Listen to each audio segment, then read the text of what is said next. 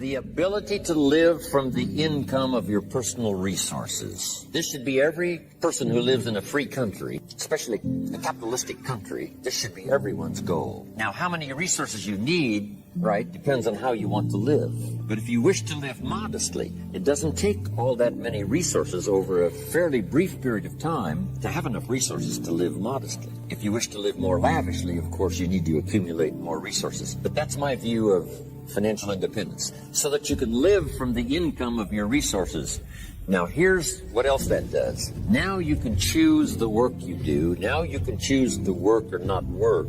Now you can work not because you have to, but because you want. When we talk to kids about financial independence, we say, do what you have to as quick as you can so you can do what you want to as long as you can. Next key phrase. Economics is major. Everybody should major in economics because it's such a vital part of your life. A paycheck is so vital because, first of all, it provides for you and the family's survival. Second, it provides for the opportunity of success. Some people feel we shouldn't spend that much time talking about money, but we really should. Someone says, well, you know, money is the root of all evil. Not true. Here's what it really says. The love of money is the root of all evil. And I'm sure everyone here has dispensed with the idea of falling in love with money because that serves no purpose. Here's what's noble, what money can do. The projects it can support, the relief from debt it can create, building a financial wall around your family nothing can get through. So economics is major. The key, of course, is what you do with it. If you earn a lot, you should give a lot. Key phrase from antiquity. Here's what it says. If you've been given much, now much is required. If you've been given great responsibility, much is required. If you've been given much wealth, now much is required. Everyone has to solve this about the money to go for. Should you go for the money? Should you go for success? And here's the philosophy we've already covered. You should earn as much as you possibly can in the reasonable time devoted to economics, job, business. Reasonable time devoted to economics, job, business, future, enterprise. With that enterprise and with that job, the key is to earn as much as you possibly can as you balance your life with everything else. Not at the sacrifice of your friendships, not at the sacrifice of values, not at the sacrifice of integrity. Let's talk now about what to do with the dollar, especially for teenagers and for kids. This is really important because this is one of the best places to start when you're like 15 years old, mid-teens. This is a great place. What to do with the dollar. Now, here's the tendency on attitude, because attitude determines so much of our lives. What difference does it make if a child has $1 when you ask what should he do with it? It's only a child and it's only $1. But see, here's where it all begins. Your financial journey begins with what you do with the first $1. It's where it begins. Now, sure, you can do the wrong things and finally correct that, get on a better path. But it all begins on what you do with your resources. Jot this phrase down. It's one of the best for the weekend. Here's the 2 challenges of life. Number 1, the development of our full potential. That's challenge number 1. Challenge number 2 is the wise use of all our resources. That sums up life in general. The development of all of our potential and the wise use of all our resources. Because when I met Shof and he asked me about my financial condition, he said, how much money have you saved and invested the last 6 years? And I said 0. He said, not a good number. Here's what I told him. If I had more money, I'd have a better plan. Now, jot this down, because here's what he said. If you had a better plan, you would have more money. Next key phrase, it's not the amount that counts, it's the plan that counts. So let's start with something now as seemingly as small as $1. What should you do with it? Here's what we teach, teenagers especially. You should never spend more than 70 cents.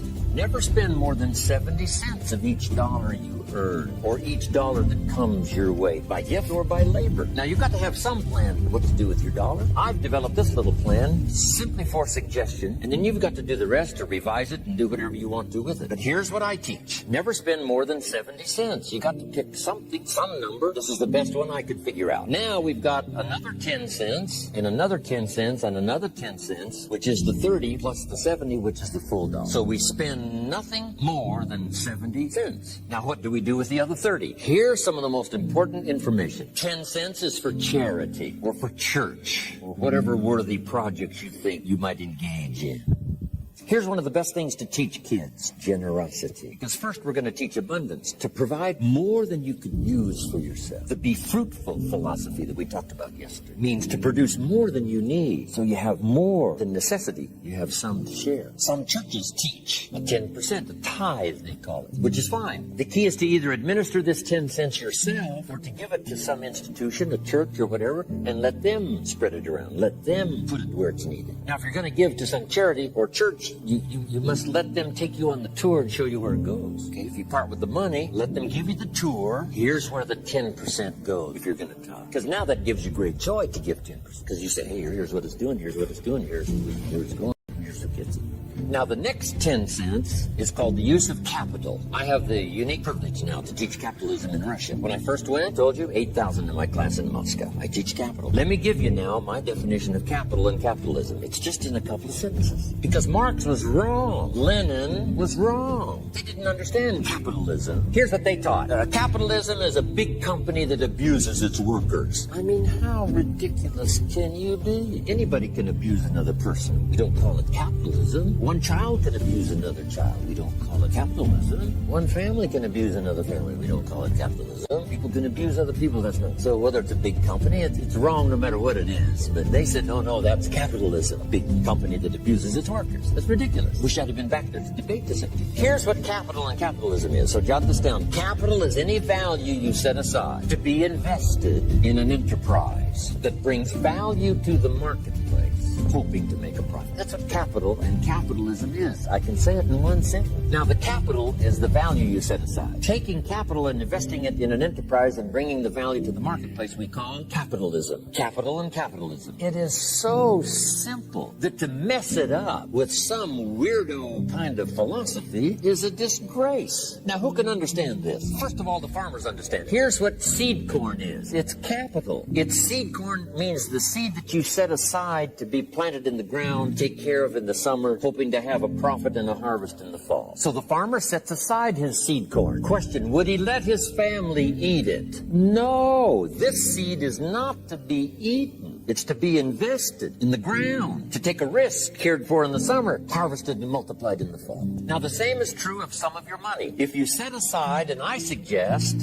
part of your capital should be set aside for an enterprise to show a profit. And we can teach kids the early fundamentals of capitalism. If a child buys a bottle of soap for $2 and sells it for $3, maybe he goes next door and says, Miss Brown, I've got the soap. Mama uses it. It's really terrific. I need to make a little extra money. If you bought the soap, I could make a little extra money. It's only $3. And I'm here just next door. I take care of you when you're pretty simple. Ms. Brown says, well, to be honest with you, I've got plenty of soap. Kid says, you better let me come in and check. Kids don't need sales courses. They don't need 13 closes. Now, Mrs. Brown said, okay, you got me. Here's my $3. I'll buy a bottle of soap. Now we must teach the child what to do with this $3. So jot this down. Here's what we say. You must now set aside the $2 that you first invested and buy another bottle of soap. He said, well, that's true. You can't spend the whole $3. You'd be out of business. Kids can understand this stuff. Some adults, you see, don't know that. So you can't spend the whole $3. You got to set aside $2 so you can buy another bottle of soap so you can sell it for $3 and make a profit of $1. Now, once the kid has $1 profit, now what should he do with the $1? This is the formula that I've come up with. What to do with that $1? Don't spend more than 70 cents. 10 cents for church or charity. 10 cents to invest back into your business so that someday you can buy more than one bottle. You don't have to be General Motors to understand the mechanics of capitalism. Now, guess what we call this little kid that's now engaged in this enterprise and is making a profit?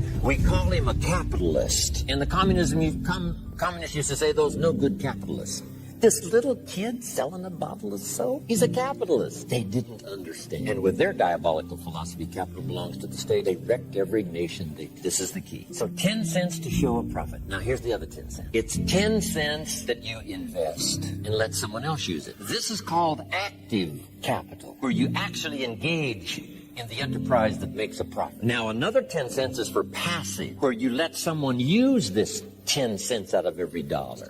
They use it, and they pay you for the use of this money. That's called passive capital. So we've got active capital and passive capital. Maybe you invest this in a stock, eventually, if you have enough money, and the stock pays your dividends, and also there may be an increase in the value of the stock. So this is the little formula I come up with. 70, 10, 10, and 10. It's very simple, and kids can figure it out. Kids can understand. Enterprises that kids can be involved in starting early. Charlie said, right? Got his kids involved in enterprise, making a profit, showing a profit. Now, when you first start, if you're an adult now, you may be in such bad shape financially that you couldn't do the 70, 10, 10, and 10. If you're in real bad shape, you may have to do the 97, 1, 1, and 1, because it may take this to pay your bills if you haven't had a good plan up until now. But jot this down now. It's not the amount that counts, it's the plan that counts. So let's say you were in such poor financial shape, you had to start 97, 1, for charity, 1%, another 1% for active capital, another 1% for passive. Now here's the key to get these numbers starting up and get this number starting down. If you will actually do this, you can't believe how exciting it is to watch the numbers change. Remember what Job said. If you will change what? Everything will change for you. If you start to change, I'm telling you, these numbers will start to change. And the first thing you know, these numbers keep going up, until finally you can get to the 70, 10, 10, and 10. Now, when you make a lot of money, these numbers all have to change again.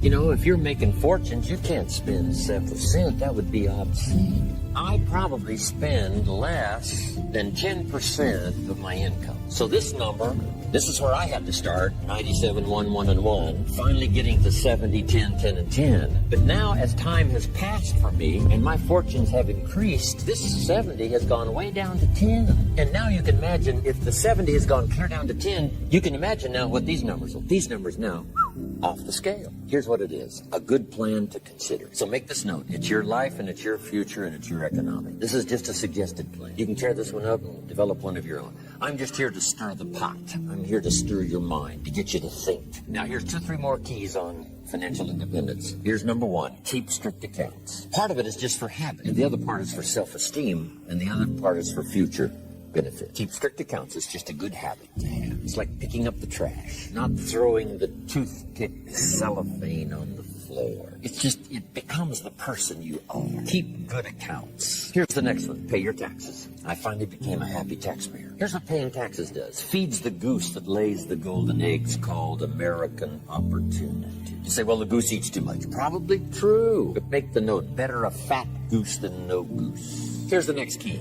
Everybody should pay. My personal philosophy is everybody should pay federal taxes as well as state or whatever. It's not wise for the government to let 1/3 of American citizens off the federal tax roll. Why? Here's what it does. If you let them off the federal tax rolls, it robs them of the dignity. They have to pay state taxes. They have to pay sales tax. I've been trying to write this book for so long called, Of Course Kids Should Pay Tax. When a kid in California walks into 7-Eleven and buys something that costs $1, the proprietor asks the kid for 8 more pennies. The kid says, what's these 8 pennies? He says, that's the taxes. The kid says, I'm only 8 years old. And the proprietor says, congratulations, you're my youngest taxpayer. Give me the money. Should kids pay taxes? Yes. If you want to ride your bicycle on the sidewalk instead of in the mud, you got to cough up the 8 pennies. What if you're poor? Do you pay the 8 pennies? Yes. What if you're rich? Yes. Meaning everybody should pay. The same should apply to federal. I don't care if it's $10 a year. I don't care if it's only $100 a year. As poor as you might be, you've got to say, no matter how poor I am at the moment, I will make my contribution. How much do you think aircraft carriers cost? We pay our taxes so a policeman will walk the beat so we can sleep like a baby. Hey, the Air Force doesn't sleep. The Army doesn't sleep 24 hours. So you can sleep as much time as required. Peace of mind. You got that down now? I got to pay from my aircraft carrier. I got to pay some young volunteer that risks his life on night landings on an aircraft carrier. You got to pay if you want that kind of security in the world. Of course, we may disagree sometimes with government policy and all the rest, but I'm telling you, everybody needs to pay. Now, here's one of the best stories ever written. According to the record, Jesus and his disciples one day were at the synagogue, and on this occasion, they had an interesting project, and that was to stand outside the synagogue as people started coming in, putting money in the treasury of the synagogue. And as Jesus and his disciples stood outside watching the people come by, putting their money in the treasury, it said some came with large amounts, put them in the treasury. It said some came by with modest amounts. Some came by with small amounts. Then along comes a little lady, and she puts 2 pennies in the treasury. And Jesus said to his disciples, look at that. They said, 2 pennies? What's 2 pennies? He says, no, you don't understand. She gave more